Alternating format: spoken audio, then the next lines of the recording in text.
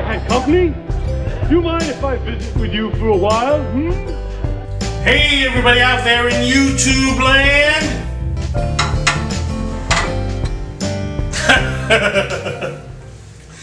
Alright, you guessed it, guys. You guessed it. That was Rosanna, played by Jeff Porcaro for the band Toto in the song Rosanna. Rosanna, Jeff Porcaro, Toto. One of the most famous of the halftime shuffle grooves. There's three. Three that are the most known. There's more, but there's three that are the most known.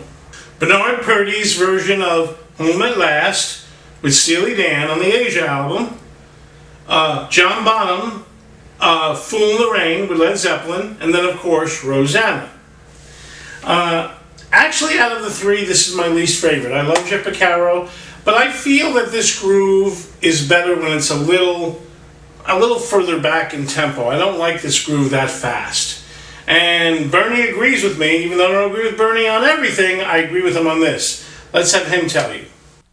Most of the people did not understand what the Purdie Shuffle was about. So the Purdie Shuffle works. It works with anybody at any time. But the one thing that is so important is you cannot do this fast. Now, the long and short of it is, if you do any halftime shuffle grooves during a show, most likely the one that would be called out, if you're talking about those three, would be Rosanna. So you're going to have this happening in your playing to some degree. And how do we get that done? How do we play Rosanna? And how do we get there if I don't have those skills? Now, I did this video a long time ago when I first started. I'm doing this again because I do this much better now. So the first thing you have to master is your shuffle. And I've done a lot of videos on the shuffle. So I'm not going to go over all that again. I'm just going to talk about what the shuffle is and then kind of how to get there. All right, so you take your lead hand, whether that's your left or right, that's up to you. For me, I'm left-handed. It's my left. I'm going to put it on my hi-hat, and I'm going to play the first and third of each triplet. Watch. 1 triplet, 2 triplet, 3 triplet, 4 triplet, 1 triplet, 2 triplet, 3 triplet, 4 triplet, 1 triplet, 2 triplet, 3 triplet, 4 triplet, 1. So that is the basic shuffle. However, even though the your shuffles should be consistent in their time, they should not be metronomic. In other words, you're slicing that beat into 3, and you don't need to place those notes exactly on the 1/3 spot. As a matter of fact, it's better if you don't. And I've heard guys try to, and I hear drum machines do it, and drum machines or guys who try to play like that, or when you quantize a drummer in a shuffle, it just doesn't swing.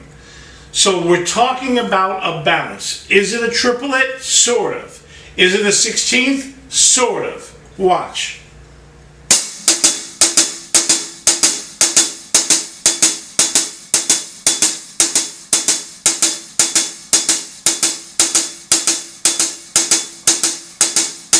Now when I do it, I'm using second position fulcrum.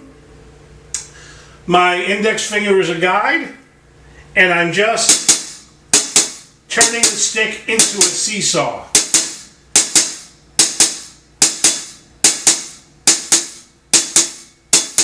So in order to play any kind of shuffle, especially the halftime shuffle, you've got to have that happening already. If you don't, please get with a private instructor so that you can. Please get with a private instructor so that you can.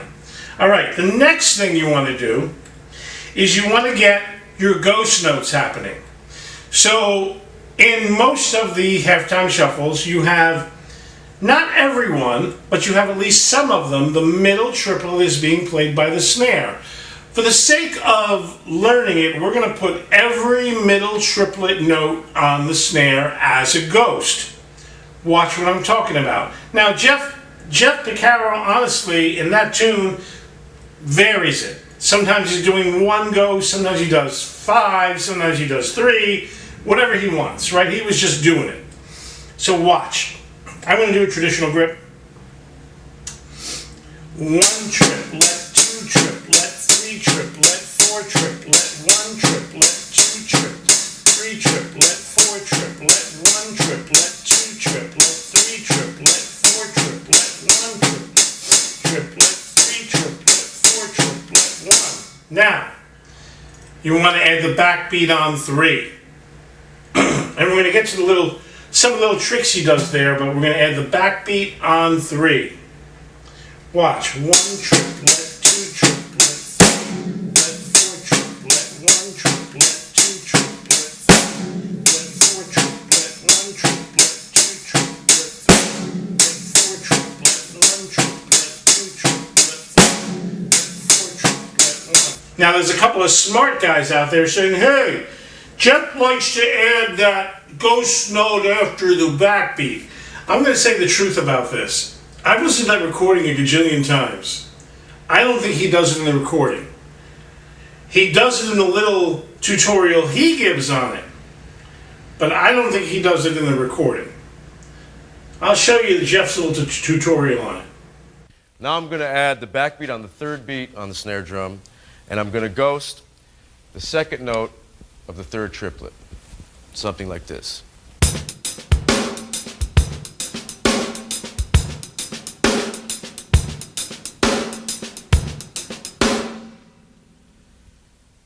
So when I do this, I add it or don't add it depending on the moment of time that I'm in, okay? But let's show you how.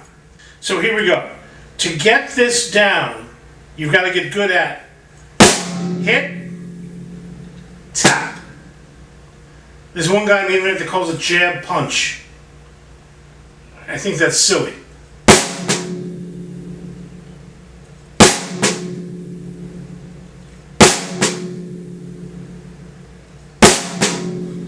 So you got to hit hard and let the stick just fall for that 2nd note. So let's do it nice and slow. And yeah, even though I don't play this way, this version of it, generally when I play it live, I do another little trick I'll show you at the end. I'll show you my little variation of this, which I think is cool, by the way. Feel free to steal it. I think you should learn how to do this. So here we go. 1 triplet, 2 triplet, 3 triplet, 4 triplet, 1 triplet, 2 triplet, 3 triplet, 4 triplet, 2 triplet, 3 triplet, 4 triplet, 1 triplet, 2 triplet, 3 triplet, 1. Now, if you really want to be cool, and you really want to get some technique happening, and I think the reason I don't like to do this on that song is I don't think I have good execution on this when I do it as a rim shot at that tempo. I think that's why I do think this groove sounds a little bit better when it's at slightly slower tempos. So now I'm going to do this as a rim shot on 3 and come down for that tap. This takes a second. Let me just do that by itself.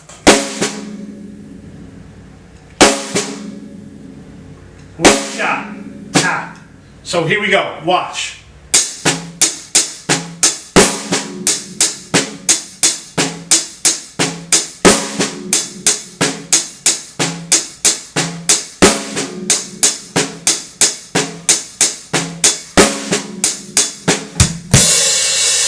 And like I said, I don't think that my execution is all that good on that at that tempo. I think when I do that groove on slower tempos, I do that rim shot, tap really well. I think at that tempo, I don't do it quite as well. I don't know, maybe it's my arthritis kicking in, maybe I just don't like it, I can't tell you. Because I can do it in other grooves. Anyway, let's keep going. So let me put that up to tempo so you can hear it. Just my hands.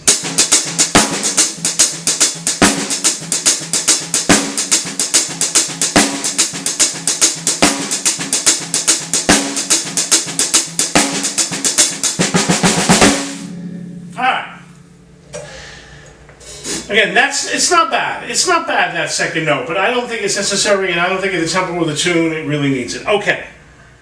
All right, guys, it's time to integrate your foot into this groove. Now, this foot pattern is more complicated than the one that's in Fool in the Rain, played by John Bonham, or the one and Home at Last, played by Bernard Purdie.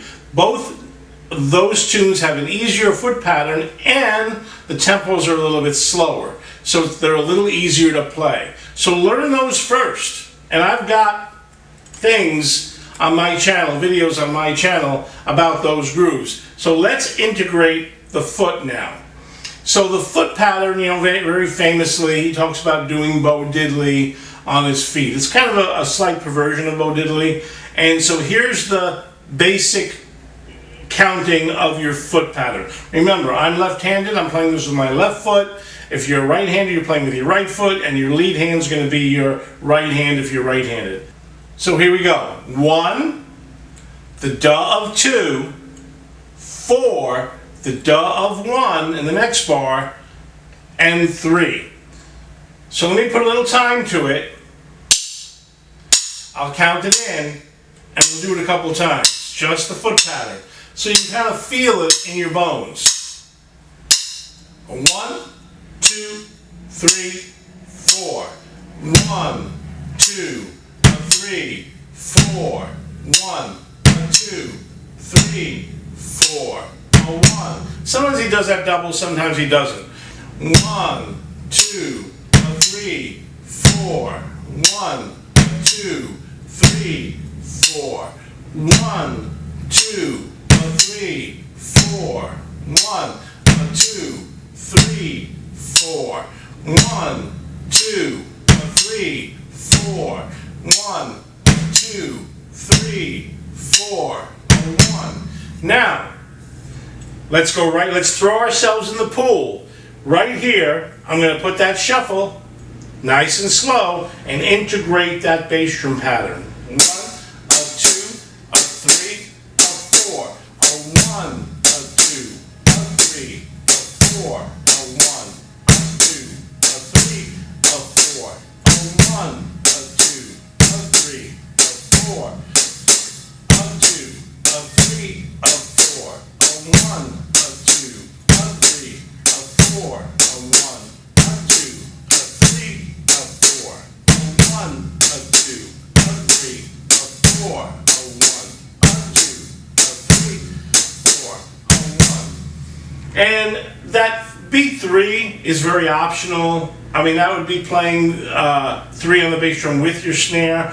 When I actually do the groove, I don't do that.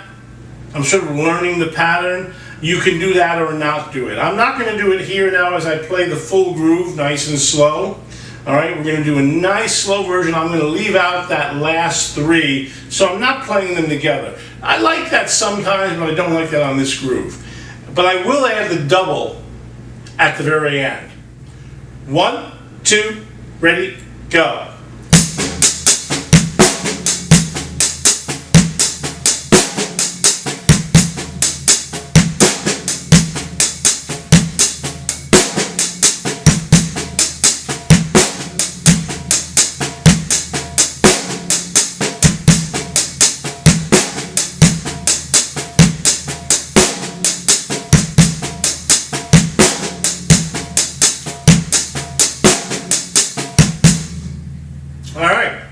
That is basically the groove. Now, for context, really quick, I'll sort of take us into my part 2, my bonus round, where I show you my little trick. And in my trick, I leave out that ghost note, but I add that ghost note after 3, but I add something. Okay, stay tuned. Let me take you out with this. Here's the full groove in context. 1, 2, 3.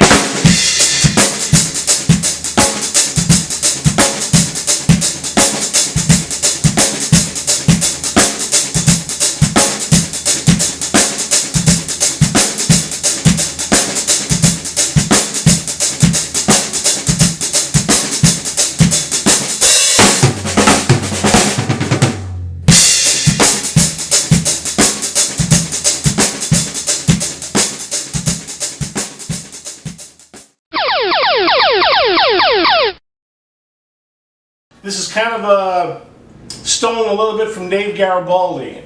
It's not so that he actually did this, but it's kind of some of his ideas. So we leave out that ghost note after 3, because like I said, at that tempo, I don't quite like it, but I add extra ghost notes after 4 and after 1. So now just with my hands, let me show you. Nice and slow.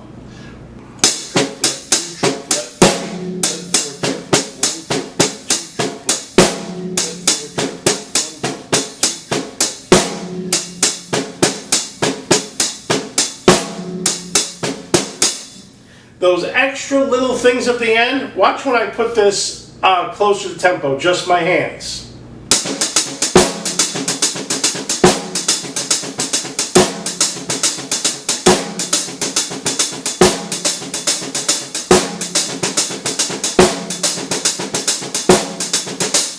I just think it flows better. All right, let me add the rim shot on 3. Let me take you out with this. Stay tuned for next week. Another first for the drum mission. It's called Classic Record Review. All right, here we go. 1, 2, 1, 2, 3.